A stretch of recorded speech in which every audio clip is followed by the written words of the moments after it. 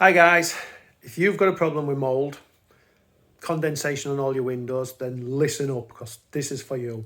I had the same problem. I live in a big long bungalow. I've got 4 kids and the shower, and when they go in the shower, it's like a bloody sauna. All right, so they can't just have a quick shower. It's like a sauna and all this moisture's in the air, okay? We all know what that causes. We cook, we're cleaning, all this sort of thing. Just daily living, breathing creates moisture if there's no air circulation. So I did 2 things. First thing I did was I bought this positive input ventilation system. It cost £380 from Builders Superstore, and I fitted it, and I'm not joking, it works a treat. It's brilliant. But what I also did, because I live in this long bungalow, I fitted that in the loft, in the hallway where the bedrooms are and the main bathroom is. But the other part of the house is quite a distance away, so I put some trickle vents in there, that side of things. And between the two, I have no condensation anymore on any of my windows. I don't have anything even just at the bottom of them anymore. I get no mould coming back. You know, where you see it coming up the corner of the walls, where your windows join the wall and stuff like that. I get none of that anymore. It's an absolute diamond. And if you live in a normal house, it would be perfect for it, okay? Because it pumps the air in and the air circulates everywhere. Now, one thing that you kind of need to make sure you've got is probably about 1/2 inch gap between the floor and your door. I didn't want to cut my doors down, so what we do is we leave the doors open very slightly, about 1 inch. And that allows the air still to be able to circulate around through the night. So when we get up on a morning, there is no condensation. And then with normal living and the doors being open and closed, etc., it's still doing its job perfection. All right, so I'm going to show you some videos of the condensation issues and the mold issues we had. Like I say, I fitted this system, and I've had some trickle vents fitted on some of the windows at the very furthest point away from the house.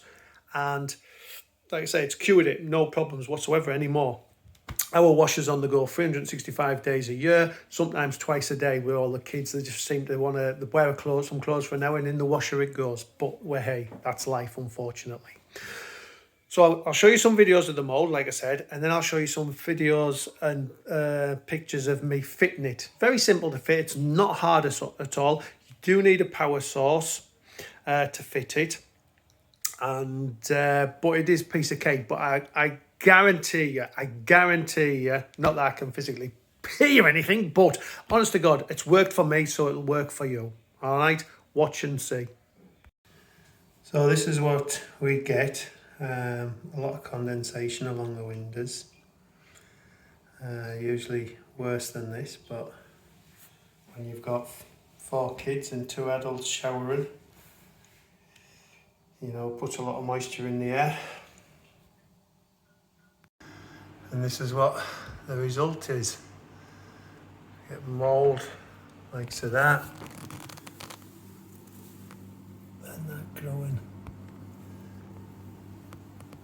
So hopefully this positive input ventilation system is going to cure this. It happens on quite a few of the windows, some of the walls.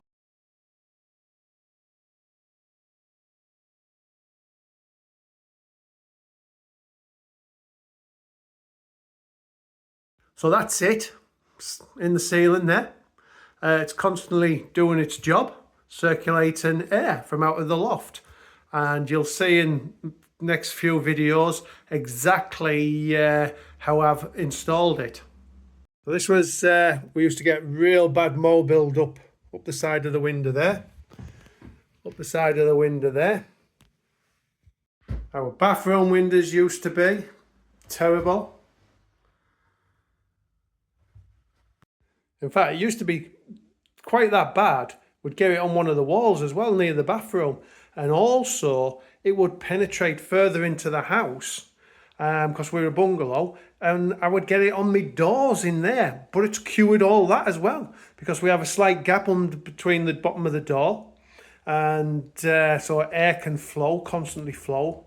And it does its job perfect. I can't sing its praises enough. Honest to God, it's the best £400 I have ever spent. Now, also, My dad had a very similar problem, and his mold was unbelievable. I'm going to show you this, but I fitted one in his 2 years ago, and for 2 years now he's been mold free too. So honest to God, positive input ventilation system, £400, best £400 you'll ever spend. But I'll show you my dad's now. So this is in my dad's bathroom. Old style tilt and turn windows. We've got a new window in there actually now like that. But in here, airing cupboard, these walls were all black mould. Really, really bad black mould. It's because there was not much ventilation in here. Then come through into his bedroom. Up above there of the units was all black mould. Initially we thought it was maybe a problem with the roof, so I took all the tiles off outside to have a look and make sure the felt was there, and it was all good. So the big problem was no air circulation. So what we did was fitted in one there. There's his system in, and his has been in 2 years now. And his bathroom's in there, which had the airing cupboard in all black mould. Their bedroom's in there, that had all black mould along the top of the cupboards, and all that's now gone. 2 years he's been free. So I've just bought a positive input ventilation system with a heater on it, so it warms the air a little bit, just to try and help with damp stroke condensation. We're not an old house, but it's 1960s. But as we try and make our houses warmer and things, obviously ventilation's not as good. So we tend to get a bit of condensation in the windows, which leads to a bit of mould around the windows and things like that. So I'm hoping this is going to sort it. So this is what's come. So it looks like we've got our ducting there. This is the unit that takes the filters. The filters are on the side there. This is going to hang. Duct goes onto there to the house, etc, etc. So we'll have a little look at what we've got. Watch this space. I've just opened it up. That's the unit. In this box is the element that heats it, that it's going to sit on. And this is the bit that goes in the ceiling that puts the air down, where the air comes through, and it has digital control on it. And obviously I've already showed you the ductings there. So that's what we've got, what's come. So we're going to have a look at it and try and fit it in. So I've located the hole the place in the loft where I'm going to make my hole. And now we're going to drill a little hole through the ceiling.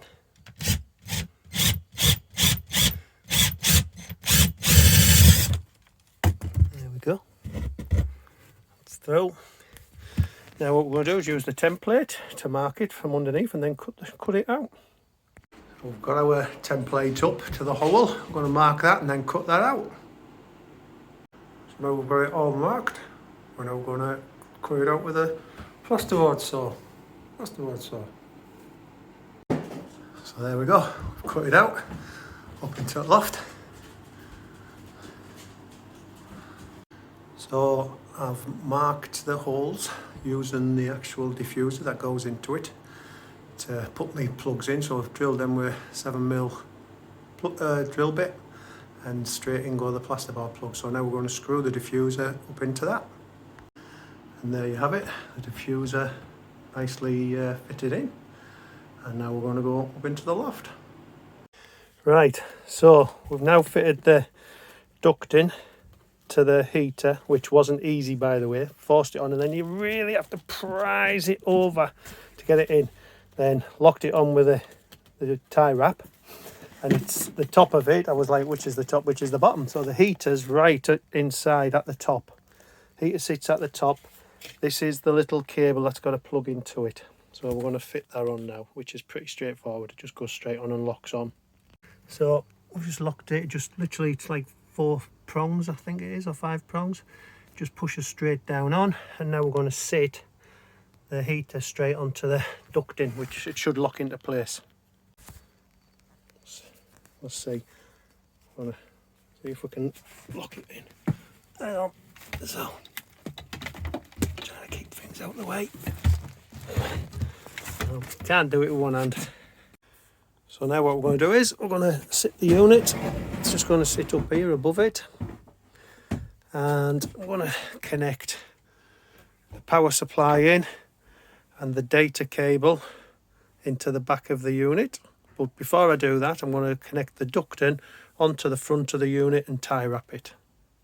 Right, so we've connected the ducting onto the unit now, which is not easy yet again. So now we're going to take the data cable and we're going to plug the data cable into the back of it.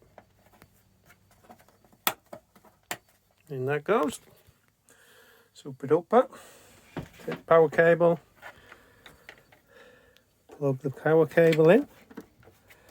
Not difficult, a bit difficult when you're just using one hand. There we go. And then I'll pop it up onto its position. 1 minute. So we've got the system in place. We've wired it into the fuse box, the 3 amp box they've gave us, and then that's then gone off. And I've took it all the way in.